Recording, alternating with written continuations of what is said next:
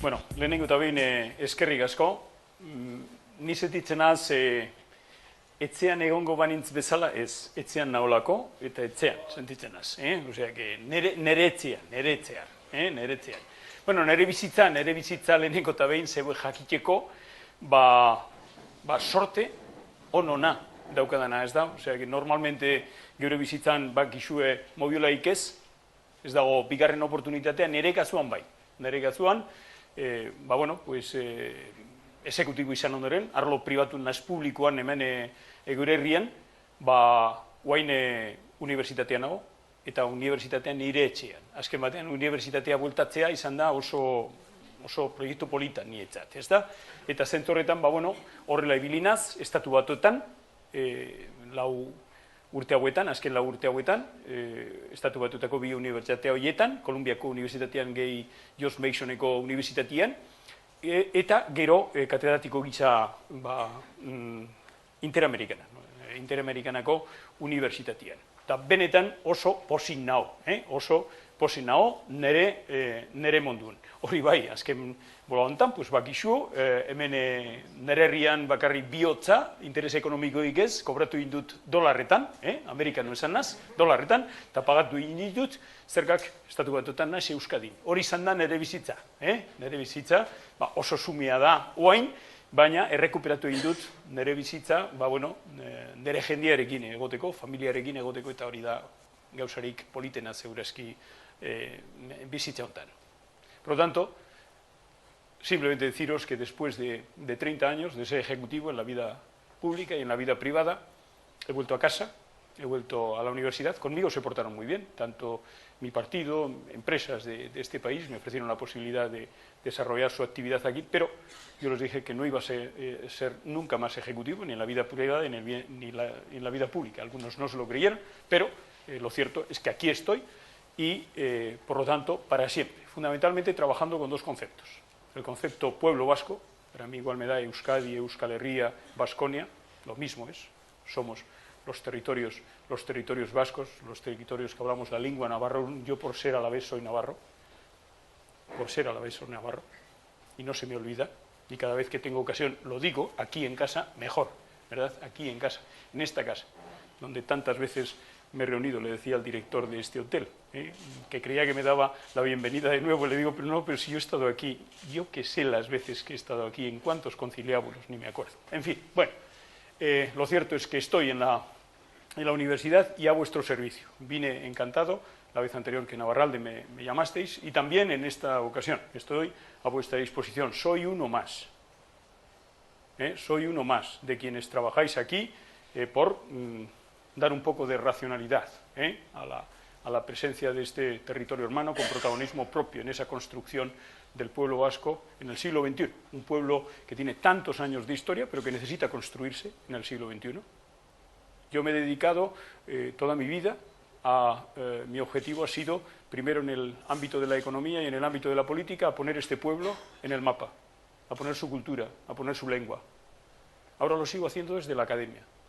Por eso al final veréis unas transparencias que os he sacado para que tengáis una idea de qué es lo que estamos haciendo en el Agirre Lehendakari Center, que es un pool, un centro de innovación y de investigación que tiene a estas dos universidades norteamericanas con las que he venido trabajando, la Universidad de Columbia, la Universidad de George Mason, y que desde el año pasado se ha incorporado también, por aquello de los de casa los últimos, la Universidad del País Vasco. Ya está, es un pool de 3 universidades que nos dedicamos a trabajar con dos conceptos. El concepto más antiguo, el concepto de pueblo vasco, y el concepto más nuevo, desarrollo humano sostenible. No solo la agenda económica, pero la agenda social y cultural, pero la agenda medioambiental. En definitiva, el abrazo entre lo más viejo, pueblo, y lo más nuevo, desarrollo humano sostenible. A eso es a lo que nos dedicamos desde el Instituto Lehendakari Agirre. Y mi conferencia, a partir de ahí, bidea jarraituz, zer da hori euskeraz, katea ez dela eten, euskeraz esaten dena, ez da? O sea, la cadena no se rompe. Nosotros tenemos 7.000 años de historia. Este pueblo tiene 7.000 años de historia. Cuando los estados y naciones de las que vamos a hablar hoy no existían, existía este pueblo, hace 2.000 años. Y hablábamos la lengua navarrorun. hablábamos en euskera. Yo no sé qué estados y naciones vamos a conocer dentro de 2000 años.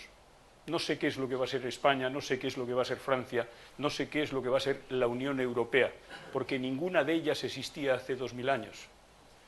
Pero sí sé que al igual que hace 2000 años, cuando todas estas realidades no existían, existíamos nosotros y nosotras. Yo sé que dentro de 2000 años, sea cual sea la figura jurídica que tengan estas realidades, España, Francia, Unión Europea, nosotros seguiremos existiendo. Por lo tanto, que no se pierda nunca la perspectiva en relación con este tipo de cuestiones. Bidea jarraitus. Hay que continuar el camino. Esta es nuestra obligación. Nosotros no vamos a ser capaces de desentrañar todos los problemas que tenemos por resolver. No, nos gustaría, incluso yo diría que teníamos derecho, ¿por qué no?, a verlos dentro de nuestra propia vida.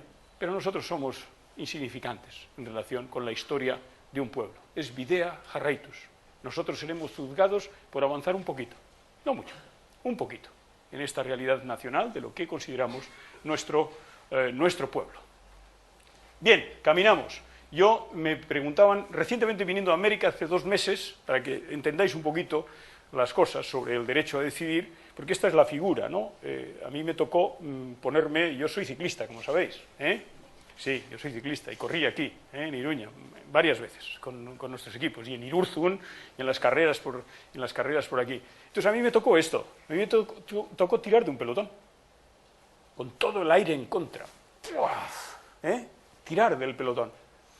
Hace 2 meses, viniendo a América, me encontré, allí en el cambio del tren en la T4, en Madrid, pues veníamos todos los aviones de América, 500 o 600 profesores, ejecutivos, tal. Me abordó una persona joven, yo creo que era un empresario, me abordó y me dijo, ¿usted es el Lehendakari Ibarretxe? Y le dije, sí, soy yo. Me dijo, pues a propósito de lo que está pasando en España, usted tiene la culpa de todo lo que está ocurriendo. Me dijo, usted tiene la culpa de todo lo que está ocurriendo. Y yo le dije, pues mire usted, en eso coincide usted con las cosas que me dicen la gente que me quiere. Entonces, él se quedó así como encendido y me dijo, pero yo soy español. Y le dije, y yo vasco. Y me dijo, ¿y nada más? Y le dije, ¿y usted es algo más que español? Y me dijo, pues mire usted, no le voy a dar la mano. Y cogió y se marchó. Bueno, sí, bueno, no pasa nada. Esto es, en definitiva, tirar del pelotón. A nosotros nos tocó, y a mí, liderar un proyecto en el que, bueno, abrimos una puerta. Las puertas no se abren a la primera, hay que dar varias patadas a la puerta para que se vaya abriendo. Nosotros abrimos un sirriquitu pequeñito, por el que han ido entrando otros, los catalanes entre ellos, y con la figura de aquella puerta, ¿verdad? De aquella puerta, del portazo, ¿verdad? Como queráis, del portazo, de la puerta, Tendremos que seguir insistiendo en la puerta, pero yo les dije aquello de, si ustedes creen que con esto se ha acabado, van ustedes listos. Esas fueron mis últimas palabras. Si ustedes creen que esto se ha acabado, con esta historia que hay aquí, esta especie de teatro, que estáis haciendo de 2 horas para decir que no, vais dados. Si creéis que vais a poder decir fácilmente que no a una parte del pueblo vasco, lo dije allí, en euskera y en castellano, a una parte del pueblo vasco, 2/3 partes del pueblo vasco son las que yo representaba, como lehendakari de la comunidad. Bien, en el año 2001, en definitiva, tenéis que tener la idea de por qué hicimos las cosas que se hicieron en aquel momento. Primero, pasamos del concepto de derecho a autodeterminación al derecho a decidir. ¿Por qué? Porque el derecho a autodeterminación había estado ligado, desgraciadamente, ¿a qué? A la violencia y a la independencia, cuando no son ni una cosa ni otra, es capacidad de tomar decisiones por ti mismo. Y transitamos a un concepto humano, esa fue la innovación que hicimos, desde un punto de vista jurídico y político, transitar hacia el concepto del derecho a decidir, que hoy está en boga de todo el mundo. ¿Por qué lo hicimos? Porque el derecho a decidir es un concepto que no se puede desnaturalizar, porque en el propio concepto lleva la definición incluida. Se puede ligar derecho a autodeterminación a violencia, se puede ligar derecho a autodeterminación a independencia, porque es un concepto más indeterminado, pero derecho a decidir tu propia vida, no. Es muy claro en su formulación. Y en segundo lugar, transitamos del concepto de independencia al concepto de dependencia. Os lo explico. Transitamos de un concepto en el que permanentemente estamos invitados a un debate sobre la independencia, que es algo que no sabemos cómo pudiera ser. Shakespeare decía que sabemos lo que somos, pero no lo que podríamos ser. Entonces, cuando tú debates acerca de algo que no sabes qué es lo que puede ser, perfectamente los medios de comunicación, a coro, españoles, lideraban aquello de esto es un proyecto de aventura, esto es un proyecto hacia la nada, esto es un proyecto que no tiene ningún sentido, esto es un empobrecimiento, etcétera, etcétera, etcétera. Y la realidad es que lo que no debatíamos era sobre el concepto que realmente tenemos, es el de dependencia de España. Es bueno ser dependientes de España y de la regulación que saquen sus Cortes Generales en materia de fiscalidad, en materia de educación, con leyes como las de Wert, etcétera, etcétera, etcétera, en materia de sanidad, en materia de políticas industriales. Hemos visto que no, pero no solo los que, como yo, tenemos una editorial nacional vasca, no. Incluso otros que no teniendo una editorial nacional vasca dicen, oye, lo que hemos visto es que cada vez que las instituciones vascas en general han tenido más y más competencias, el nivel de vida, de calidad de vida que hemos tenido es mejor. Por lo tanto, lo que proponíamos es, bueno, no sabemos, como decía Shakespeare, sabemos lo que somos, no lo que podríamos ser. Lo que sabemos es que el modelo que tenemos, que es un modelo de dependencia de España, no es bueno. Porque nos lamina en Europa, porque hace que la lengua más antigua de Europa, la lengua navarrón, no sea lengua oficial de la Unión Europea, por ejemplo. Porque no nos permite tener nuestra propia exposición de cultura en el mundo propia, porque no nos permite tener nuestras propias selecciones. A mí me gustaría, con independencia de que perdiéramos, a una selección en el Campeonato del Mundo. ¿Por qué no? Y al respecto, por cierto, tenemos el ejemplo de la diáspora vasca, donde todos viven juntos. Te recuerdo que fui invitado a Argentina a hablar sobre el conflicto vasco en la Universidad de La Plata, y ahí intervino, estoy hablando del año 81, y allí intervino una catedrática de libre pensamiento vasco que dice, bueno, voy a presentar a este chico economista joven que viene de ahí, de Europa, yo estaba trabajando con temas de la independencia latinoamericana en la Universidad de Córdoba, y me dice, bueno, esto es el pueblo vasco, estos son los territorios, tal, los 7 territorios vascos, etcétera, etcétera, etcétera, y al final yo intervino y dije, oiga, aquí vivimos todos juntos, decía, aquí vivimos todos juntos, tenemos nuestras actividades culturales, nuestras actividades políticas, nuestras actividades económicas, todas juntas, y yo me acuerdo que intervine en 30 segundos y les dije, oiga, ¿de qué conflicto quieren que les hable que ustedes no tienen? ¿Qué quieren, que les traiga yo el conflicto para que lo tengan ustedes aquí? Mejor lo que tengo que deciros es que estáis dando un ejemplo extraordinario a los vascos que vivimos a los dos lados de los Pirineos. Lo que sabemos es que la dependencia no es buena. Si la dependencia no es buena, no sé dónde tendrá que parar el autobús. Lo que sí sé es que si en este punto no estamos bien, si el modelo que tenemos de autogobierno no es bueno, hay que caminar. Ya veremos dónde paramos. Será donde nos dé a nosotros, donde queramos nosotros mismos parar. Ya veremos dónde paramos, pero no estamos bien en este punto. Ese era el segundo cambio que incorporamos en el año 2001. El problema de las democracias liberales, hablando de los catalanes, este es uno de las personas, de los ideólogos que está alimentando Ferran Requejo el modelo soberanista en Cataluña. No penséis que es una persona que viene del soberanismo. Él no viene del soberanismo. Él venía del autonomismo en Cataluña. Pero a la vista de cuál ha sido la reacción de España negando la democracia y recortando permanentemente todas las competencias en materia de autogobierno, ha llegado a definir las democracias liberales en términos de decir que las democracias liberales son más liberales que democracias. Este es uno de los grandes problemas que hoy se presentan en el conjunto de los problemas que tenemos en Europa. Bueno, fijaros bien lo que ha pasado en los últimos tiempos con las sentencias que ha habido en relación con Cataluña. Adela Zúa, que es magistrada del Tribunal Constitucional, decía, preguntar por la secesión no es inconstitucional, puede serlo el vehículo en que se plantea. ¿En qué quedamos? Es, pero no es.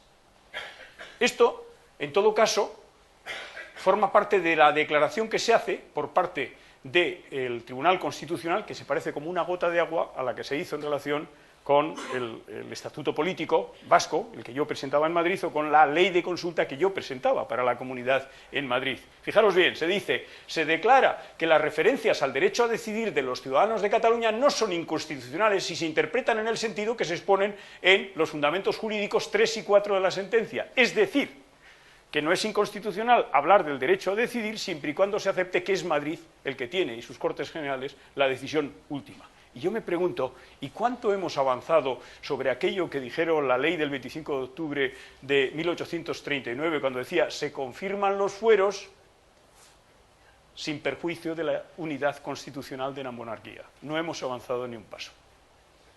Estamos exactamente en la misma posición. No hemos avanzado ni un solo paso desde entonces en la aceptación de que hay una soberanía que no reside solo en las Cortes Generales, sino que residen en otras naciones, en otros territorios con poderes constitucionales. Bueno, esto debiera llevar a una autocrítica, ¿verdad? Yo aquí utilizo siempre la afirmación de Lino Akesolo cuando dice «Bide okerretik zenbat eta azkarrago ordun eta okerrago». Qué bonito, ¿eh? Qué bonito. Por el camino equivocado, contra más rápido, peor.